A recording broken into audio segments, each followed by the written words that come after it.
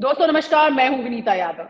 जब से अमेरिका में चुनाव हुए हैं, यूएस इलेक्शन होने के साथ ही ट्रंप का चयन होने के बाद अब जो नए राष्ट्रपति हैं अमेरिका के ट्रंप, अब उनके बोलने के बाद पुतिन जी भी बोल रहे हैं, दोनों मोदी जी की तारीफ कर रहे हैं।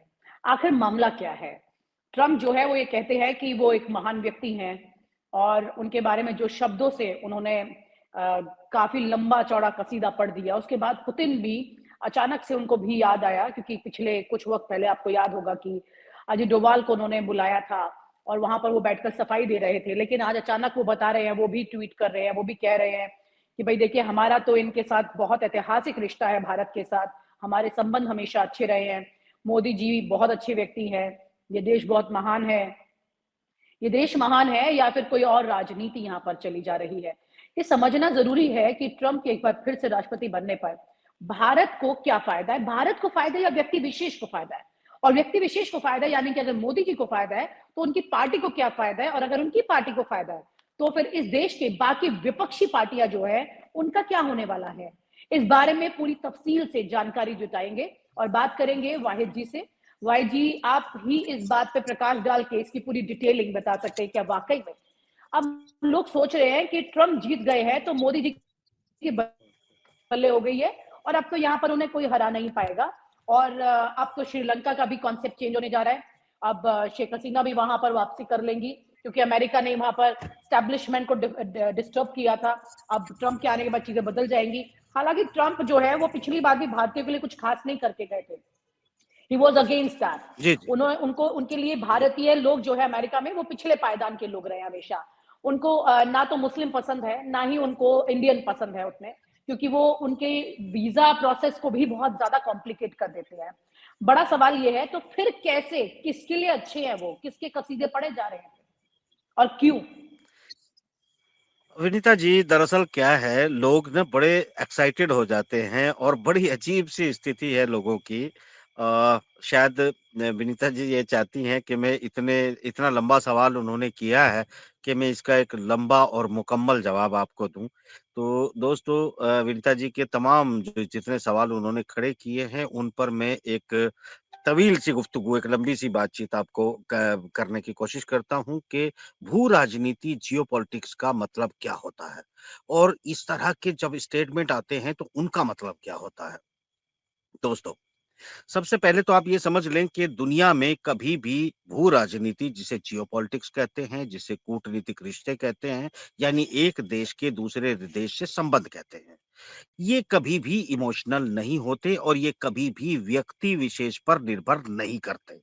ये निर्भर करते हैं यानी भौगोलिक स्थिति की, कि कौन से देश की लोकेशन क्या है, कौन सा देश किस तरह का जो है वो दूसरे देशों के ऊपर उसका प्रभाव पड़ेगा, किस तरह के जो है उससे इनकम या आउटपुट या आउटकम जो है वो हमको आने वाले हैं। ये बहुत चीजें जो है मैटर करती हैं पूरे मामलात में।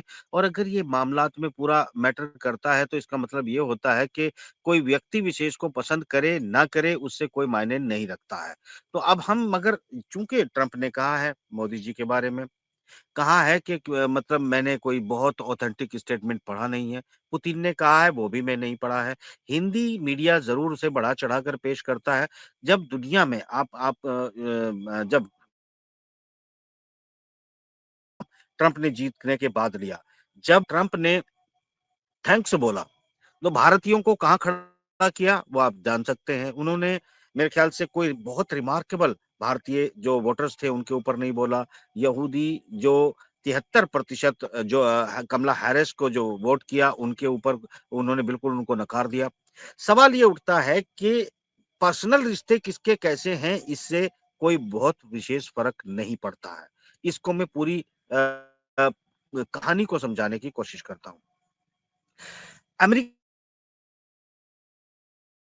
ट्रंप है, डोनाल्ड ट्रंप, वो माफ करना, मैं क्योंकि बहुत दूर जंगल से बात कर रहा हूँ, फार्म हाउस से तो हो सकता है कुछ सिग्नल की प्रॉब्लम आए। तो मैं आपको यहाँ ये कहना चाहूंगा दोस्तों कि ट्रंप जो है वो जिस तरह का आचरण कर रहे हैं या उन्होंने जिस तरह के स्टेटमेंट दिए हैं वो मायने रखते हैं। उन्होंने कहा है कि हम युद्ध को पसंद नहीं करेंगे, दुनिया में युद्ध बंद कर देंगे। अगर युद्ध बंद कर देंगे तो इससे एक राहत भारत को ज़रूर मिली है, चूँकि जो बातें मैं बहुत पहले से लिखता और कहता आया था, विनीता जी मैं आपको बता दूँ कि मैंने आपके साथ प्रोग्राम में भी ये बात कई बार दोहराई थी कि अमेरिका की एस्टैब्लिशमेंट चाहती है कि जो व्यापार प्रतिबंध चाइना पे लगाए वो काफ़ी नहीं है। चाइना के साथ एक लंबा युद्ध शुरू किया जाए जिससे चाइना की अर्थव्यवस्था डैमेज हो जाए और एक और स्किल्ड और सस्ती प्रोडक्शन करने की जगह जो भारत है वो भी युद्ध में आ जाए और ये दोनों आपस में इस तरह लड़ें कि दोनों देश जो है वो लड़कर एक लंबी अपनी इकोनॉमी क्राइसिस में फंस जाएं और वो इस बीच में यूरोप को और अमेरिका के व्यापार को दोबारा से खड़ा कर ले। अब ट्रंप ने जब कह दिया है कि हम युद्ध से दूर रहेंगे, वो अलग बात है कि हम चाइना के ऊपर सैंक्शन लगाएँगे। जब चाइना के ऊपर सैंक्शन लगाई जाएँगी, तो उसका असर भारतीय व्यापार पर पड़ेगा क्योंकि हम 200 बिलियन से ज़्यादा इम्पोर्ट कर रहे हैं चाइना से और एक्सपोर्ट में और इम्पोर्ट में बहुत फ़र्क है। पहले ही हम चाइना के साथ ट्रेड डेफ़िसिट में स्टैंड कर रहे हैं, यानी 73-74% जो है, वो हम सिर्फ़ इम्पोर्ट करते हैं और बाकी हम एक्सपोर्ट कर पाते हैं। तो ट्रेड डेफ़िसिट बहुत बड़ा है हमारा जो है चाइना के साथ में और ये अगर टैरिफ लगा देते हैं ट्रंप जो है चाइना के ऊपर, तो इसका मतलब हम फिर एक महँगाई की मार में चले जाएँगे और ये जो हमारा $200 बिलियन का इम्पोर्ट है, ये और भी बढ़ के 300-400 बिलियन डॉलर का हो सकता है। तो एक तो इससे हमारा ये नुकसान होगा, दूसरी बात ये है कि अगर ट्रंप जो है ये कहेंगे कि ठीक है चाइना और भारत जो है आपस में मिल के व्यापार कर सकते हैं, पाकिस्तान जो एक देश है मेरे ख्याल से ट्रंप के आने से इमरान की रिहाई के रास्ते क्लियर हो जाएँगे और चूँकि एस्टेब्लिशमेंट के खिलाफ जो है वो ट्रंप लड़ने जा रहा है, अपनी एस्टेब्लिशमेंट जो अमेरिका को चलाती है पेंटागन के तौर पर, जिन्हें इज़राइली लॉबी कहते हैं, उनके तौर पर।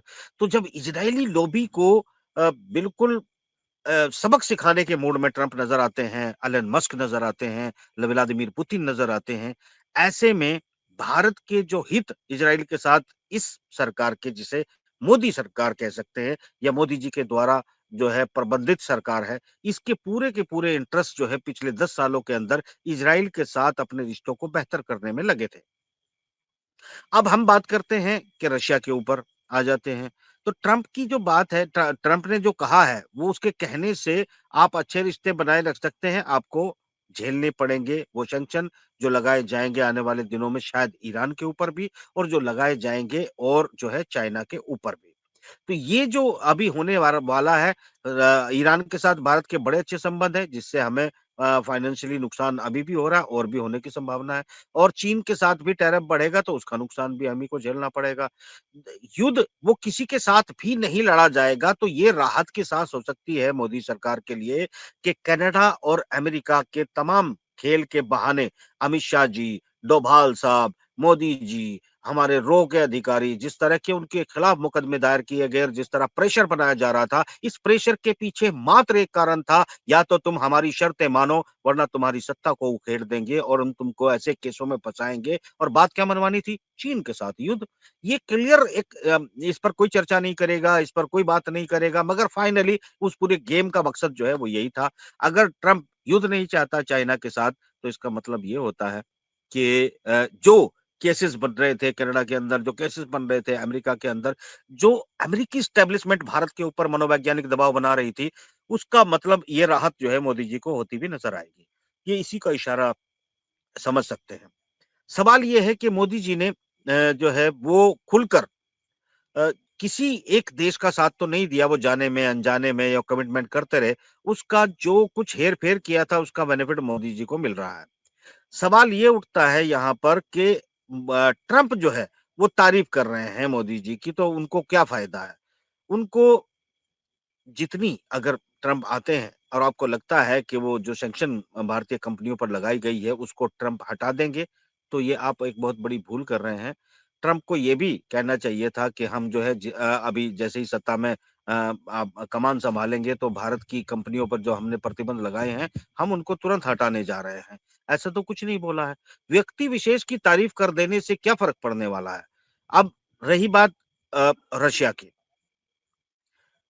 मोदी जी की तारीफ की है क्योंकि रशिया के जब हम देश आजाद भी नहीं हुआ था, 1946 की बात थी, जब बंटवारे की बात चल रही थी, तब एक उस वक़्त यूएसएसआर के दौर की बात थी और उस दौरान तास एजेंसी जो रशिया की है, उसका जो पत्रकार था, उसको नेहरू जी ने बुलाकर कहा था, मैं स्टालिन से बात करना चाहता हूँ और हम अगर आज़ाद होंगे, तो हम स्टालिन साहब के साथ मिलकर काम करेंगे। यानी ये देश इस तरह के वजूद में आने से पहले आज़ादी के, हम रशिया के साथ, रशिया के कैंप में थे और वो इसलिए थे कि 1946 में जब ये बात हुई थी, तो 1945 की याल्टा ट्रीटी जो क्रीमिया का एक शहर है, जिसको याल्टा कॉन्फ्रेंस के नाम से जाना जाता है, वो याल्टा कॉन्फ्रेंस की जो ट्रीटियाँ थी, उनके आधार पर जो बाज़ार का बँटवारा हुआ था, उस पर हम रशिया के हिस्से में चले गए थे।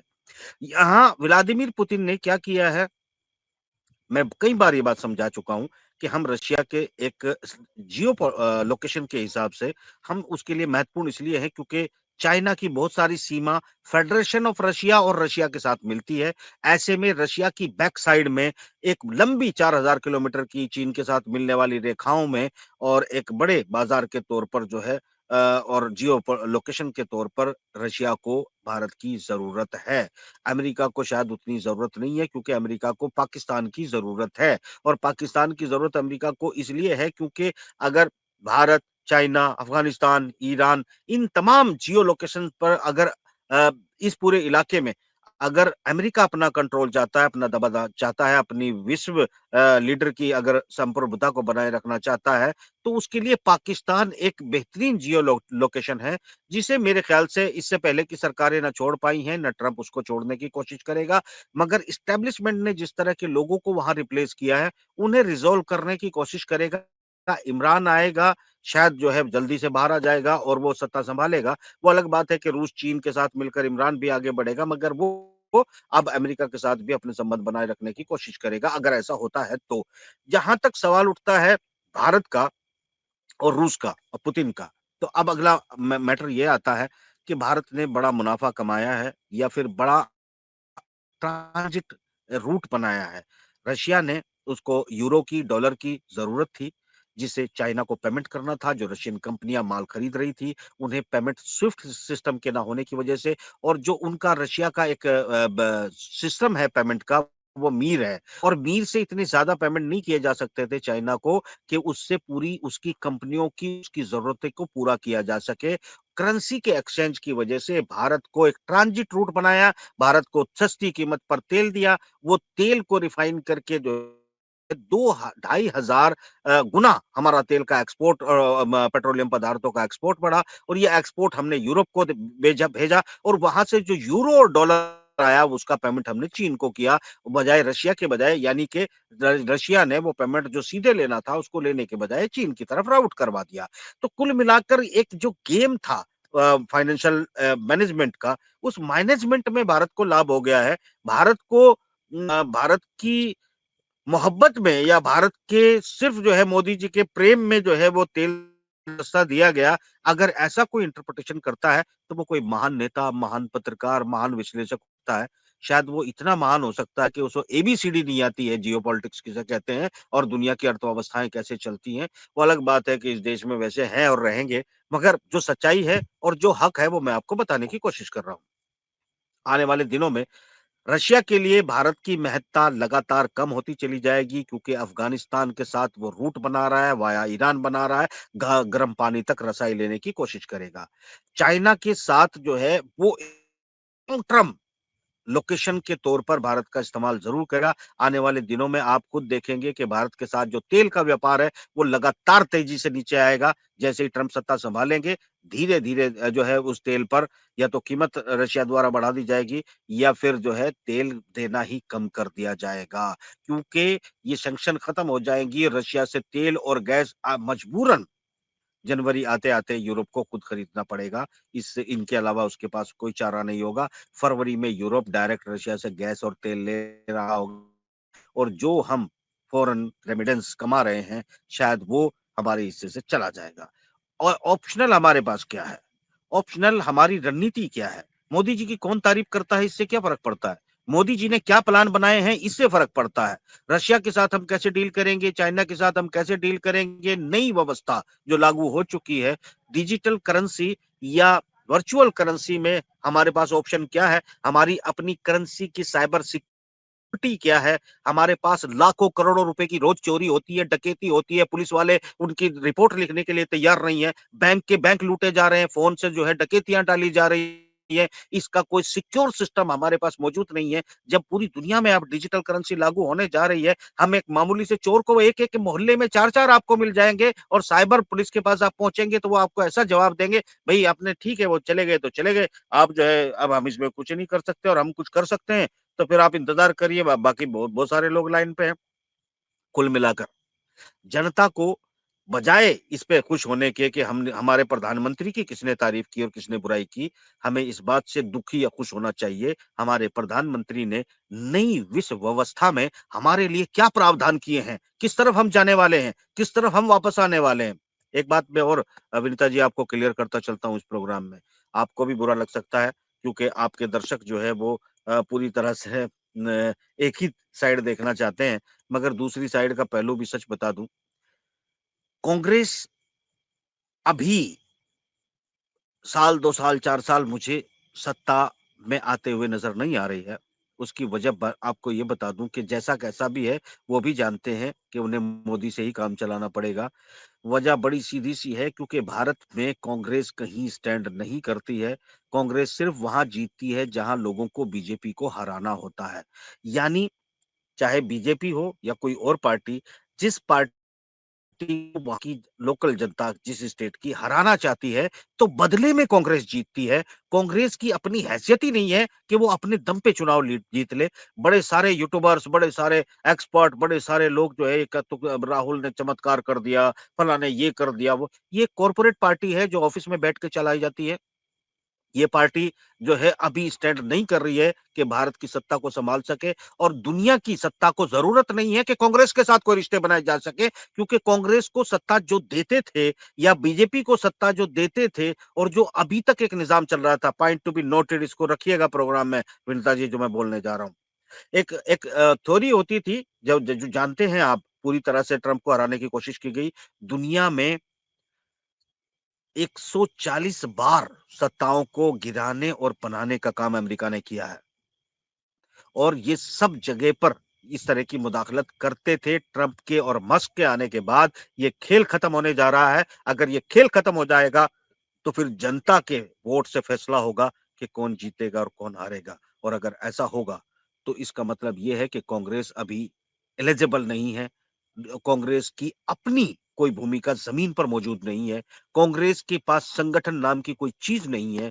तो कुल मिलाकर आप सिर्फ एक आदमी को अधिनायक बना के लोग जो है वो प्रेसिडेंट ऑफ इंडिया चुनने वाले नहीं है या वो अमेरिका का इलेक्शन नहीं है जब तक आपके पास जमीन पे कार्यकर्ता ना हो आप जानते हैं कि ट्रंप के चुनाव में कितना मोटा पैसा खर्च किया गया है एलन मस्क द्वारा और कई स्रोतों द्वारा अब उन्होंने बड़े ताकत से पैसे का मुकाबला करके चुनाव जीता है और कांग्रेस इस देश में मीडिया, इन्फ्लुएंसर्स, इंटेलेक्चुअल्स को मूर्ख समझती है और वो इसलिए मूर्ख समझती है कि बिना किसी बात के, बिना किसी तथ्य के इस देश के इन्फ्लुएंसर, टीवी मीडिया वाले, वो माफ़ करना सोशल मीडिया वाले जो अच्छे देश के पत्रकार हैं, मजबूरी में यानी कि उन्हें बीजेपी को हारते हुए देखना है इसलिए कांग्रेस की तारीफ करते हैं। जिस तरह इस देश का वोटर बीजेपी को या किसी को हराना है तो कांग्रेस को जिताने का काम करता है और कांग्रेस के लोग जो है वो नाअहल हैं, वो इस लायक ही नहीं है कि वो इस देश की सत्ता सँभाल सकें। तो इसलिए मोदी जी की तारीफ़ अगर वो करते हैं तो भी क्या फ़र्क पड़ता है और मोदी जी की बुराई करते हैं तो भी क्या फ़र्क पड़ता है। दुनिया में युद्ध बंद होने जा रहे हैं। इज़राइल जो है वो हारने के लिए तैयार हो चुका है और वो हार जाएगा। यूक्रेन का युद्ध बंद कर दिया जाएगा। ट्रंप आने के बाद नया निज़ाम क्रिप्टो करेंसी और नई व्यवस्था में दुनिया के साथ एक समन्वय होगा। उस समन्वय में भारत का व्यापार कहाँ खड़ा होगा? भारत क्या इसी कैपिटलिज्म को लेके आगे चलेगा जो खत्म होने जा रहा है? क्या 3-4 लोगों को वो ही आगे बढ़ाकर जो है देश की अर्थव्यवस्था को कैपिटलिज्म की तरफ ले जाया जाएगा, मोदी जी सफल हो जाएँगे? बिल्कुल असफल होंगे, सफल होने की कोई संभावना नहीं है। आने वाले दिनों में मुझे इकोनॉमी बहुत ही गर्त में जाती हुई नज़र आ रही है। फॉरेन पॉलिसी जो है जो इस वक़्त गिरी हुई है, सिर्फ मोहब्बत और दम में इनको इकट्ठा होते हुए नजर आ रही है, ये मेरे ख्याल से सब भटक जाएगी। मेरे ख्याल से विनीता जी, आपका प्रोग्राम मैंने बहुत लंबा कर दिया है। आप चाहें तो इसे ले सकते हैं। मैंने ट्रंप के आने की ये बात बताई है कि भारत के हित में ऐसा कोई काम होने नहीं जा रहा है, सिवाय इसके कि चीन के साथ युद्ध नहीं होगा। मगर चूंकि ट्रंप आ गया है और जिस तरह का चाइना और रशिया मोदी जी को साथ देकर किसी भी तरह की शर्त मानकर वो इस वक्त हाँ कर रहे थे, अब मोदी जी की जरूरत रूस और चीन को नहीं रही है, क्योंकि अब उनका वो दुश्मन जो थर्ड वर्ल्ड वॉर में रूस और चाइना को घेरने वाला था, वहां उसका काम तमाम हो चुका है। ट्रंप आ चुका है। ट्रंप के आने का मतलब ये है कि अब जो उल्टी सीधी शर्तों को मानकर भी किसी भी तरह भारत को चीन से लड़ने के लिए रोकना था, वो जरूरत खत्म हो चुकी है। मैं कहता हूं ट्रंप आने से भारत के लिए खतरे बढ़े हैं, कम नहीं हुए हैं। सिर्फ मीठी मीठी बातों में जाने की जरूरत नहीं है। आने वाले कुछ महीनों में जब सत्ता संभाल लेंगे तो आपको तमाशा देखने को कुछ और ही मिलेगा। जबान दराजी में जो आप देख रहे हैं वैसा कुछ होने वाला नहीं। और आप हमसे जुड़े रहने के लिए सब्सक्राइब करें YouTube पर, फॉलो करें ट्विटर पर और लाइक करें Facebook पर। और ज्यादा जानकारी के लिए आपको टाइप करना होगा सिर्फ न्यूज नशा।